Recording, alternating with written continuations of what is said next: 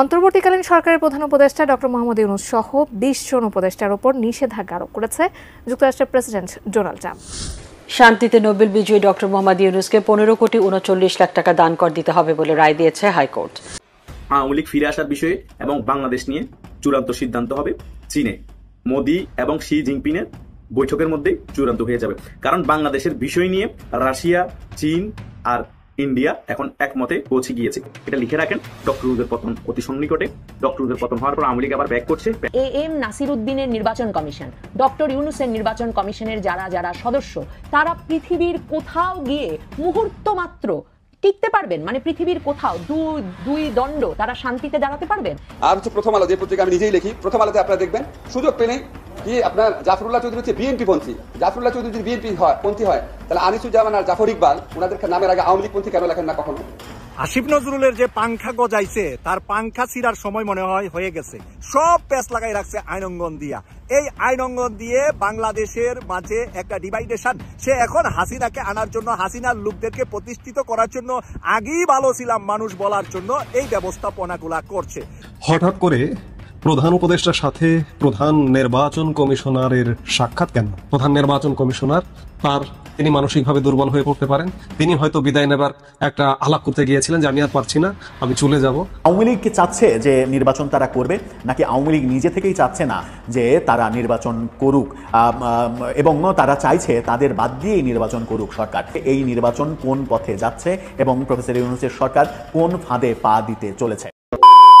আসসালামু আলাইকুম রহমতুল্লাহ, সবাই কেমন আছেন? আশা করি সবাই অনেক ভালো এবং সুস্থ আছেন। সবাইকে স্বাগতম জানাচ্ছি আমাদের আরেকটা নতুন ভিডিওতে। প্রতিদিনের মতো আমি আপনাদের কাছে রিয়াদ ফারুকি আবারও চলে আসলাম নতুন একটা ভিডিও নিয়ে। দর্শক, আজকের ভিডিও টাইটেল এবং থাম্বনেল দেখে ইতিমধ্যেই বুঝতে পেরেছেন আজকে কি বিষয় নিয়ে কথা বলবো। দেশে যে বর্তমানে রাজনৈতিক চলমান অস্থিরতা চলতেছে, আওয়ামী লীগ, বিএনপি, এনসিপি সহ দেশের বিভিন্ন রাজনৈতিক দলের মধ্যে যে একটা অস্থিরতা চলতেছে নির্বাচনকে কেন্দ্র করে, এবং আওয়ামী লীগ নিয়ে বিভিন্ন সময় আলোচনা সমালোচনা যেন লেগে থাকে। কিছু ঘটলে আওয়ামী লীগের নাম দিয়ে দেওয়া হচ্ছে, সেটা আওয়ামী লীগের দূষর। বিভিন্নভাবে যখন রাজনৈতিক অস্থিরতা চলতেছে, তারই ধারাবাহিকতায় আজকের ভিডিওটা আমরা আপনাদের মাঝে তুলে ধরার চেষ্টা করেছি। ইতিমধ্যে আপনারা সবাই ভিডিওর শুরুতে বেশ কিছু অংশ বিশেষ দেখেছেন, যে অংশ বিশেষগুলো দেখে বুঝতে পেরেছেন আজকের ভিডিওটা কতটা গুরুত্বপূর্ণ হতে চলেছে। আজকের ভিডিওটা আমরা খুবই সুন্দরভাবে সাজিয়েছি দেশে যে বর্তমান চলমান পরিস্থিতি চলতেছে তারই ধারাবাহিকতায়। আজকের ভিডিওটা অনেক গুরুত্বপূর্ণ, তাই সবাইকে আমি অনুরোধ করবো এক মুহূর্ত না টেনে সবাই ভিডিওটি ধৈর্য সহকারে দেখে আপনার মূল্যবান মতামত কমেন্টে জানাবেন। দর্শক, আর বেশি কথা না বাড়িয়ে আমরা ভিডিওর বাকি অংশগুলো একটু ধারাবাহিকভাবে একটু দেখে আসবো। তার আগে আমাদের ছোট্ট একটি অনুরোধ জানিয়ে রাখতে চাই, যারা ফারুকি অনলাইন ইউটিউব চ্যানেলটিতে এখনো নতুন আছেন, প্লিজ দয়া করে আমাদের চ্যানেল সাবস্ক্রাইব করে সাথে থাকবেন। যারা তেমন সাবস্ক্রাইব করেছেন তাদেরকে অসংখ্য ধন্যবাদ। দর্শক, আর বেশি কথা না বাড়িয়ে ধারাবাহিকভাবে ভিডিওর বাকি অংশগুলো আমরা একটু দেখে আসবো। বাংলাদেশ নিয়ে চূড়ান্ত সিদ্ধান্ত হবে চীনে, মোদি এবং শি জিনপিংয়ের বৈঠকের মধ্যেই চূড়ান্ত হয়ে যাবে। কারণ বাংলাদেশের বিষয় নিয়ে রাশিয়া, চীন আর ইন্ডিয়া এখন একমতে পৌঁছে গিয়েছে।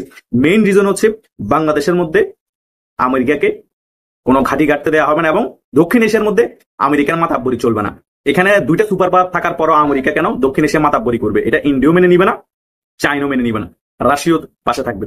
তাই বাংলাদেশে আওয়ামী লীগকে আবার পূর্ণ প্রতিষ্ঠা করতে হবে। ডক্টর ইউনূস আমেরিকার পাপেট সরকার বেশি দিন বাংলাদেশে থাকবে না। বাংলাদেশের থেকেও যদি 2014 সালের মধ্যে একটা নাটকীয় নির্বাচন দেয়, বরং আওয়ামী লীগের লাভ। সেটা হোক, আমরাও চাই ডক্টর ইউনূসের অধীনে আওয়ামী লীগ নির্বাচনে যেতে পারলো আওয়ামী লীগ নির্বাচনে অংশগ্রহণ করবে না 100%, এটা লিখে রাখেন।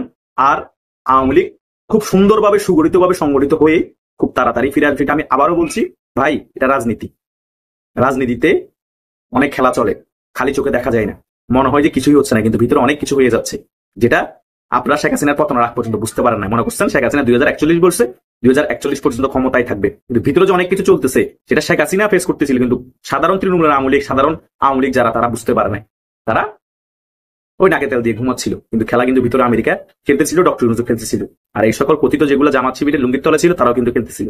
তাই আওয়ামী লীগও সেম খেলা খেলতেছে, সাথে ইন্ডিয়া আছে, রাশিয়া আছে, এখন চীনও হয়তো চূড়ান্ত সিদ্ধান্ত নিয়ে ফেলবে। তাই আওয়ামী লীগ ফিরে আসা এবং বাংলাদেশে আমেরিকার আধিপত্যবাদ বিনষ্ট হওয়া জাস্ট সময়ের ব্যাপার, এটা লিখে রাখেন। ডক্টর ইউনূসের পতন অতি সন্নিকটে। ডক্টর ইউনূসের পতন হওয়ার পর আওয়ামী লীগ আবার ব্যাক করছে, ব্যাক করার পর বিএনপি একটা ক্ষমতায় আসে, কোনো সমস্যা নেই, আওয়ামী লীগ বিরোধী থাকবে, এরপর একটা আওয়ামী লীগ আবার ক্ষমতায় আসবে। এটা ধৈর্য ধরতে হবে, হতাশ হওয়ার কিছু নেই।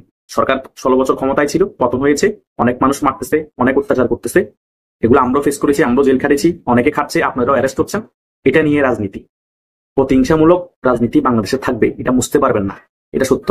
তাই এগুলো মেনেই রাজনীতি করে যেতে হবে। আওয়ামী লীগ কি চাচ্ছে যে নির্বাচন তারা করবে, নাকি আওয়ামী লীগ নিজে থেকেই চাচ্ছে না যে তারা নির্বাচন করুক এবং তারা চাইছে তাদের বাদ দিয়েই নির্বাচন করুক সরকার? আওয়ামী লীগের পলিসি কি সেটাই যে আওয়ামী লীগ এই মুহূর্তে চাইছে এই সরকার আওয়ামী লীগকে বাদ দিয়ে একপাক্ষিক নির্বাচনের দিকেই যাক, সেটাই আওয়ামী লীগের জন্য মঙ্গলজনক? বিশ্বব্যাপী এক ধরনের জনমত তারা তৈরি করতে পারবে যে তাদের বাদ দিয়ে একপাক্ষিকভাবে নির্বাচন করেছে এই সরকার। কোন পথে যাচ্ছে সেটা নিয়ে খুবই গুরুত্বপূর্ণ আলোচনা হতে পারে এবং এই আলোচনাটাকে উস্কে দিয়েছেন ব্যারিস্টার শামীম হায়দার পাটোয়ারি। তিনি একটি মন্তব্য করেছেন যে এই নির্বাচন কোন পথে যাচ্ছে এবং প্রফেসর ইউনূসের সরকার কোন ফাঁদে পা দিতে চলেছে। আগামী নির্বাচনটা কেমন হবে? আওয়ামী লীগকে বাদ দিয়ে একতরফা নির্বাচন হবে নাকি ইনক্লুসিভ নির্বাচন হবে? আওয়ামী লীগকে শেষ মুহূর্তে তাদের বিরুদ্ধে যে নিষেধাজ্ঞা দেওয়া হয়েছে সেই নিষেধাজ্ঞা তুলে নেওয়া হবে, নিবন্ধন স্থগিত করা হয়েছে সেটাও তুলে নেওয়া হবে। কোন পথে এগোচ্ছে সরকার? সরকার বোধহয় একপাক্ষিক নির্বাচনের দিকেই এগোচ্ছে এমনটা মনে হতেই পারে। তবে আন্তর্জাতিক চাপ যেভাবে বেড়েছে, চতুর্দিক থেকে যে ধরনের চাপ আসছে, জাতিসংঘ তার ভোল পাল্টেছে, জাতিসংঘ সহ বিভিন্ন রাষ্ট্র যেভাবে ইনক্লুসিভ নির্বাচনের কথা বলছে, তাতে করে সরকারের আওয়ামী লীগকে নির্বাচনের বাইরে রেখে নির্বাচনে যাওয়া খুব সহজ হবে না। কিন্তু আওয়ামী লীগ কি চাইছে? আওয়ামী লীগ কি চাইছে তারা নির্বাচন করবে, নাকি আওয়ামী লীগ চাইছে তাদের বাদ দিয়ে নির্বাচন হোক? ব্যারিস্টার শামীম হায়দার পাটোয়ারি তিনি যেটা বলার চেষ্টা করেছেন সেটা হচ্ছে যে আওয়ামী লীগও চাইছে তাদেরকে বাদ দিয়ে এই সরকার নির্বাচনটা করুক। তাতে করে কি হবে? তাতে করে এই সরকারকে বলা যাবে যে এই সরকার একপাক্ষিক নির্বাচন করেছে, যে নির্বাচনটা আন্তর্জাতিকভাবে গ্রহণযোগ্য হচ্ছে না। কেন এটা আওয়ামী লীগ বলবে? কারণ আওয়ামী লীগ 2014 এবং 24-এ একপাক্ষিক নির্বাচন করেছে। সুতরাং সেই দায়টা আওয়ামী লীগের কাঁধে রয়েছে যে আওয়ামী লীগ একপাক্ষিক নির্বাচন করেছে। সেই দায় থেকে মুক্ত হওয়ার জন্যই আওয়ামী লীগ মূলত চাইছে যে এই নির্বাচনটা, আগামী নির্বাচনটা আওয়ামী লীগকে বাদ দিয়েই প্রফেসর ইউনূস সরকার করুক, যেন আওয়ামী লীগ বলতে পারে যে আমাদের শুধু দোষ দাও, তোমরাও তো একপাক্ষিক নির্বাচন করেছো। সুতরাং আওয়ামী লীগ তার দোষগুলো থেকে উতরে যেতে পারবে, বিশ্বব্যাপী এক ধরনের জনমত তৈরি করতে পারবে যে আওয়ামী লীগ যে কাজ করেছিল সেটা যদি ভুল হয়ে থাকে তাহলে প্রফেসর ইউনূসের সরকার একই কাজ করেছে, একই অপরাধে তারা অপরাধী। সুতরাং অপরাধ অপরাধ, গ্রামে একটা প্রবাদ আছে, খেলায় বাচ্চারা খেলায় বলে যে দনে দনে কাটা, অপরাধে অপরাধে কেটে কেটে যাবে। সুতরাং আওয়ামী লীগ অপরাধ মুক্ত হতে পারবে, আওয়ামী লীগ এক ধরনের ফ্রেশ ইমেজ পাবে। এর পরের নির্বাচনে আওয়ামী লীগ স্বতঃস্ফূর্তভাবে অংশগ্রহণ করলে জনগণের সমর্থন যেমন পাবে তেমনি আন্তর্জাতিক সমর্থনও পাবে এবং পরবর্তীতে আওয়ামী লীগের সরকার গঠন করার ক্ষেত্রে অনেক দূর এগিয়ে যাওয়া সম্ভব হবে। এমন আলোচনাটাই করার চেষ্টা করা হয়েছে। একটি টক শোতে শামীম হায়দার পাটোয়ারি এই ব্যাপারটাই সামনে নিয়ে এসেছেন।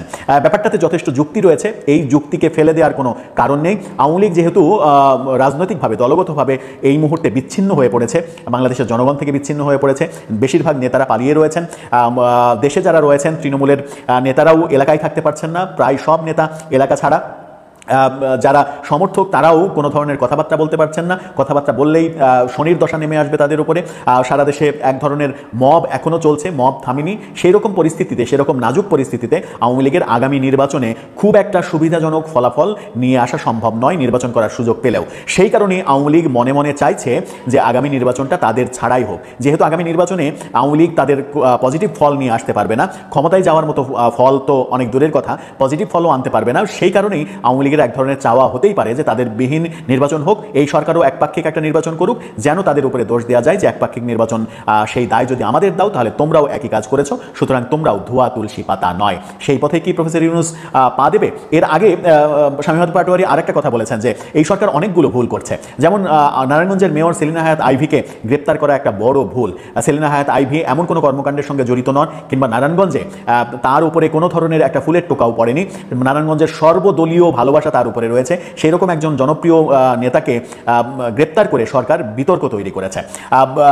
এই নির্বাচন নিয়ে যে ব্যাপারগুলো চলছে, যে আলোচনাগুলো চলছে এবং সেলিনা হায়াত আইভীর ব্যাপারগুলো, আওয়ামী লীগের নির্বাচনে অংশগ্রহণ করা না করা, এই ব্যাপারগুলো নিয়ে যখন আলোচনা চলছে তখন সরকার কোন পথে এগোবে সেটা একটা গুরুত্বপূর্ণ বিষয়।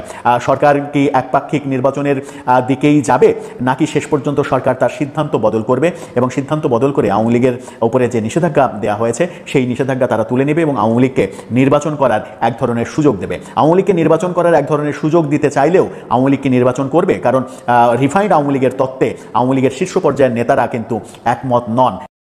কোড অফ কন্ডাক্ট এটা তো সেলফ রেগুলেশন, এটা পৃথিবীর সমস্ত বড় বড় পত্রিকা থাকে। আর কোড অফ কন্ডাক্ট যে দুইটা পত্রিকা আছে, দুইটা পত্রিকা থেকে একটা উদাহরণ দিই যেখানে কোড অফ কন্ডাক্ট আছে।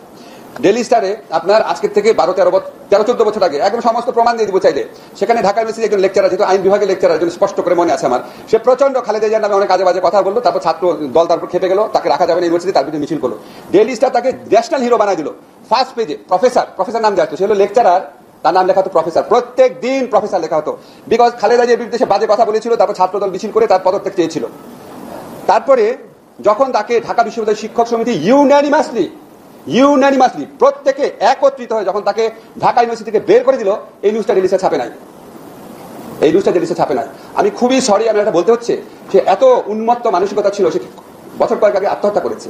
এইরকম একটা মানুষকে হিরো বানিয়েছে ডেইলি স্টার, কিন্তু তাকে যখন ঢাকা ইউনিভার্সিটি ক্লাব থেকে বের করে দেওয়া হচ্ছে, ঢাকা ইউনিভার্সিটি ক্লাবের ইতিহাসে প্রথম ইউনানিমাসলি বের করে দেওয়া হচ্ছে, সেই নিউজটাই ডেইলি স্টার ছাপে নাই। জাতীয় বীর যে বানিয়ে ফেলেছিল, এটা হচ্ছে ডেইলি স্টার। একটা উদাহরণ দিলাম। আর হচ্ছে প্রথম আলো, যে পত্রিকা আমি নিজেই লিখি। প্রথম আলোতে আপনারা দেখবেন সুযোগ পেলেই কি আপনার জাফরুল্লাহ চৌধুরী হচ্ছে বিএনপি পন্থী। আমি সবসময় সৌরভ ভাই বলতাম, ভাই জাফরুল্লাহ চৌধুরী যদি বিএনপি পন্থী লেখা আছে, একবার দুইবার হলো আমি নিজের চোখে পড়েছি, জাফরুল্লাহ চৌধুরী যদি বিএনপি পন্থী হয়, তাহলে আনিসুজ্জামান আর জাফর ইকবাল ওনাদের নামের আগে আওয়ামী লীগ পন্থী কেন লেখেন না? কখনো লেখেন নাই। তো এরকম ইনবিল্ট এক ধরনের পার্সিয়ালিটি যদি থাকে, তখন আপনাদের প্রতি মানুষের রেসপেক্ট আসবে না, মনে হবে আপনারা তো একটা পার্টি জানা অংশ। সাংবাদিকতা অন্য জিনিস, একটা দলকে সাপোর্ট করা অন্য জিনিস, কিন্তু আপনি যখন অ্যাডজেক্টিভ ইউজ করেন, তখন আপনার অনেক সাবধান হতে হবে। যেমন আপনি ডেইলি স্টারের জিনিসটা মাহফুজ ভাইকে বললেন না, আমি আপনাকে দিব, দেখেন এটা একটা ক্লাসিক স্টোরি হতে পারে। ওনারা, আমার কথা হচ্ছে, ওনারা ভুল দুটো জিনিস ছাপালো কেন? এক হচ্ছে লেকচারারকে প্রফেসর বানায় ফার্স্ট পেজে নিউজ করলো, তাকে যখন বের করে দেওয়া হয়েছে পুরো নিউজটা গায়েব করে দিল কেন? আওয়ামী লীগকে এই অবস্থায় বাদ দিয়ে নির্বাচন অনুষ্ঠানের পর এই এম নাসির উদ্দিনের নির্বাচন কমিশন, ডক্টর ইউনুসের নির্বাচন কমিশনের যারা সদস্য, তারা পৃথিবীর কোথাও গিয়ে মুহূর্ত মাত্র টিকতে পারবেন? মানে পৃথিবীর কোথাও দুই দণ্ড তারা শান্তিতে দাঁড়াতে পারবেন? ডক্টর ইউনুস লন্ডন এলেন বিরাট বহর নিয়ে, 39 জন মানুষ তার সঙ্গে, তিনি থাকলেন এমন এক 6 তারকা হোটেলে, যে হোটেলে ডক্টর ইউনুসের নিজের রুমের ভাড়া ছিল প্রতি রাতে 10 লক্ষ টাকা। সেরকম এক হোটেলে থেকেও ডক্টর ইউনুস এই বাংলাদেশ আওয়ামী লীগের নেতা কর্মীদের বিক্ষোভ, সমাবেশ, স্লোগান, উত্তক্তকরণ এসবের ঠেলায় পেছনের দরজা দিয়ে ঢুকেছেন, বেরিয়েছেন। তার কোনো কর্মকর্তা পেছন থেকে স্লোগান এবং গালাগালির তোড়ে এমনকি রাস্তায় উষ্টাও খেয়েছেন, মানে হোঁচটও খেয়েছেন। এই অবস্থায় এই এম নাসির উদ্দিনের নির্বাচন কমিশন যদি বা প্রাণটা নিয়ে বাংলাদেশ থেকে বেরিয়েও আসেন আওয়ামী লীগকে বাদ দিয়ে নির্বাচন করে, তারপরে কি সেই নির্বাচন কমিশনাররা পৃথিবীর কোথাও, মানে এমনকি ফখরুদ্দিন মঈনুদ্দিনের মতো একটা নিরিবিলি জীবন যুক্তরাষ্ট্র বা কোনো দেশে যাপন করতে পারবেন? তারা পারবেন পাশের মসজিদে গিয়ে নামাজে দাঁড়াতে? এই প্রশ্নগুলো খুব গুরুত্বপূর্ণ হয়ে উঠছে নাসির উদ্দিনের নির্বাচন কমিশনের জন্য। আর শুধু তো নির্বাচনটা আওয়ামী লীগকে বাদ দিয়ে করে ফেললে তার কি হবে এটাই চিন্তা নয়। একদিকে দেখুন ডক্টর ইউনুস নিজের সিদ্ধান্তের দায়ও চাপাচ্ছে এই প্রধান নির্বাচন কমিশনার সহ নির্বাচন কমিশনের ওপর। অন্যদিকে ডক্টর ইউনুসের সমর্থক যে দল, ডক্টর ইউনুস নিজ হাতে যে দল গড়েছেন জাতীয় নাগরিক পার্টি এনসিপি, তারা মে মাসের শেষ থেকে ইসি পুনর্গঠনের দাবি তুলে রেখেছে। সরকারকে গিয়ে তারা বলেছে যে নির্বাচন কমিশন পুনর্গঠন করতে হবে, কারণ এই নির্বাচন কমিশন পক্ষপাতদুষ্ট। তারা আগারগাঁওয়ে নির্বাচন কমিশনের সামনে কয়েকদিন ধরে বিক্ষোভ সমাবেশ অবরোধ করেছে। তারা বলেছে ফ্যাসিবাদী সরকারের করা নির্বাচন কমিশনার এবং প্রধান নির্বাচন কমিশনার নিয়োগ আইন 2022-এর অধীনে এই নির্বাচন কমিশন গঠিত হয়েছে। এই নির্বাচন কমিশন গঠিত হয়েছে বড় একটি দলের পরামর্শক্রমে, মানে বিএনপির পরামর্শক্রমে। এরা নিরপেক্ষতা হারিয়েছে ইশরাক হোসেনকে শপথ নিতে বলার গেজেট প্রকাশের মাধ্যমে। এ সব কিছুর মাধ্যমে প্রমাণিত হয়ে গেছে নির্বাচন কমিশন বিএনপির পক্ষে। অবস্থাটা ভাবুন, একদিকে এই নির্বাচন কমিশনকে নির্বাচন করতে হবে যদি তারা ইউনুস সরকারের কথা মেনে নির্বাচন করতে চায় আওয়ামী লীগকে বাদ দিয়ে, আওয়ামী লীগের রোষের শিকার তাদের হতে হবেই হবে। অন্যদিকে এনসিপি, যারা সারা বাংলাদেশে এখন সরকারের সবচেয়ে ক্ষমতাবান, ক্ষমতা পুষ্টপক্ষ, তারা বলছে বিএনপি নাকি এই নির্বাচন কমিশন গঠন করেছে। অন্যদিকে জামায়াতে ইসলামী, ডক্টর ইউনুসের আরেকটি সমর্থক পক্ষ, জামায়াতে ইসলামী এবং এনসিপি দুদলই নির্বাচন কমিশনের কাছে গিয়ে এই দাবি জানিয়ে এসেছে যে জাতীয় নির্বাচনের আগে স্থানীয় নির্বাচন করতে হবে। তার মানে দেখুন কতগুলো সিদ্ধান্ত নেওয়ার দায় এই নির্বাচন কমিশনের ওপর চাপিয়ে দেওয়া হয়েছে ইউনুস সরকার, ডক্টর ইউনুস এবং তার সমর্থক দুই দল, জাতীয় নাগরিক পার্টি আর এনসিপির তরফে। এক দল বলছে আওয়ামী লীগ নির্বাচনে অংশ নিতে পারবে কিনা সেটা নির্বাচন কমিশনের সিদ্ধান্ত। অন্যদিকে আরেক দল বলছে স্থানীয় নির্বাচন করতে হবে আগে, জাতীয় নির্বাচনের আগে স্থানীয় নির্বাচন অনুষ্ঠানের সিদ্ধান্তটিও নাকি নির্বাচন কমিশনকে নিতে হবে। অন্যদিকে বিএনপি, যাদের সমর্থন পুষ্ট বলা হচ্ছে এই নির্বাচন কমিশনকে, সেই বিএনপি ঘোর বিরোধী জাতীয় নির্বাচনের আগে স্থানীয় নির্বাচন অনুষ্ঠানের। কোন দিকে পালানোর পথ পাবে নাসির উদ্দিন সাহেবের এই নির্বাচন কমিশন? অন্যদিকে দেখেন বিএনপি ভেবেই নিয়েছে 5ই আগস্টের পর থেকে যে নির্বাচন হওয়া মাত্র তারা সংখ্যাগরিষ্ঠতা পাবে এবং নিরঙ্কুশ সংখ্যাগরিষ্ঠতা নিয়ে তারা সরকার গঠন করবে। মনে মনে তাদের নেতাকর্মীরা এরই মধ্যে সরকারে চলে গেছেন। আর জামায়াতে ইসলামী এবার প্রথমবারের মতো 300 আসনে নির্বাচনে অংশ নিচ্ছে এবং তারা বলছে সারা বাংলাদেশ জুড়ে তাদের সম্ভাবনা অনেক বেশি, কারণ বিএনপি চাঁদাবাজি, লুটপাট, নির্যাতন এসব করছে। তাদের কর্মীবৃন্দের বিরুদ্ধে যেহেতু এই অভিযোগ নেই, কাজেই জনগণ শেষ পর্যন্ত তাদের জনসংযোগ এবং গত কয়েক বছর ধরে তারা যে ধরনের রাজনৈতিক কর্মকাণ্ড চালিয়েছে তার প্রতি বিশ্বাস রেখে তাদেরকেই নাকি ভোট দেবে। আর জাতীয় নাগরিক পার্টি, যারা এখনো ডিম ফুটে বের হয়নি কিন্তু বাংলাদেশের সবচেয়ে বেশি রাজনৈতিক সিদ্ধান্ত এখন প্রায় তাদের উপরেই নির্ভর করছে গত আগস্টের পর থেকে, সেই দলটি সবে নিবন্ধনের জন্য আবেদন করেছে নির্বাচন কমিশনে। আর নিবন্ধনের জন্য আবেদন করেই তাদের মুখ্য সমন্বয়ক নাসিরউদ্দিন পাটোয়ারি নির্বাচন কমিশনের ভেতরে দাঁড়িয়ে সাংবাদিকদের উদ্দেশ্যে বলে এসেছেন 400 আসনের মধ্যে 300 আসন নাকি পাবে এবার এনসিপি। এখন 400 আসনের মধ্যে 300 আসন পেলে এনসিপি, বিএনপির কি হবে, জামায়াতে ইসলামীর কি হবে? বিএনপি আর জামাত মিলে তাহলে 50-50 আসন ভাগ করে নেবে। তাহলে এই নির্বাচনের ফলটা কি দাঁড়াবে ভাবুন। সকলেই ভাবছে তারা সরকার গঠন করবে। বিএনপি আর এনসিপির এই চাপ, এই জয়ের আকাঙ্ক্ষা এবং নিশ্চিত বিজয়ের যে সিদ্ধান্ত, সেই সিদ্ধান্ত থেকে নাসিরউদ্দিনের নির্বাচন কমিশন কি করে এই দল দুটিকে বিরত রাখবে এবং কি করে তারা এর মধ্যে একটা লেভেল প্লেইং ফিল্ড তৈরি করবে যাতে দুই দল বা তিন পক্ষই সন্তুষ্ট হবে। দেখেন, জামায়াতে ইসলামী লন্ডনে তারেক রহমানের সঙ্গে ডক্টর ইউনূসের বৈঠকের পর সরাসরি বলেছে যে ডক্টর ইউনূসের সরকার বিএনপির প্রতি পক্ষপাত করছে। বরাবর এনসিপি বলে আসছে যে বিএনপি সবসময় তার নির্বাচনের আকাঙ্ক্ষা, তার নিয়ম নীতি, তার বিভিন্ন দাবি দাওয়া চাপিয়ে দিতে চায়। আর বিএনপির দাবি ডক্টর ইউনূসের সরকারের ভেতর দুই উপদেষ্টা আসিফ মাহমুদ সজীব ভুইয়া আর মাহফুজ আলম এখনো থেকে যাওয়ায় এবং এনসিপির সকল দাবি দাওয়া ডক্টর ইউনূসের সরকার যেভাবে মেনে নেয় তাতে প্রমাণিত হয় যে ডক্টর ইউনূসের সরকার আসলে এনসিপির সরকার, এনসিপির প্রতি পক্ষপাত দুষ্ট। তাহলে দেখুন, আওয়ামী লীগকে বিদায় করা গেছে বটে, কিন্তু একটা গ্রহণযোগ্য নির্বাচন অনুষ্ঠান একেবারেই কি অসম্ভব নয়? জানের ডর থাকলে ডক্টর ইউনূসের গঠিত এই নির্বাচন কমিশনের পক্ষে কোনোভাবে কি নির্বাচন অনুষ্ঠান সম্ভব? তো প্রিয় দর্শক, দেশের চলমান রাজনীতি প্রসঙ্গে এরকম আরো চাঞ্চল্যকর তথ্য জানতে অবশ্যই আমাদের চ্যানেল সাবস্ক্রাইব করে সাথে থাকার জন্য সবাইকে অসংখ্য ধন্যবাদ জানিয়ে এখানে শেষ করবো আজকের ভিডিওটি। ভালো থাকবেন, সুস্থ থাকবেন। যারা শেষ পর্যন্ত ধৈর্য সহকারে ভিডিও দেখেছেন তাদেরকে অসংখ্য ধন্যবাদ। আবারও জানিয়ে রাখতেছে যারা আমাদের চ্যানেলটিতে এখন নতুন চ্যানেল সাবস্ক্রাইব করে সাথে থাকবেন। যারা সাবস্ক্রাইব করেনি তাদের উদ্দেশ্যে একটি কথা বলবো, আমাদের চ্যানেলের সাথে থাকুন, দেখতে ভালো লাগে, ভালোবাসা হয়ে যাবে ইনশাআল্লাহ। ভালো থাকবেন, সুস্থ থাকবেন, আল্লাহ হাফেজ।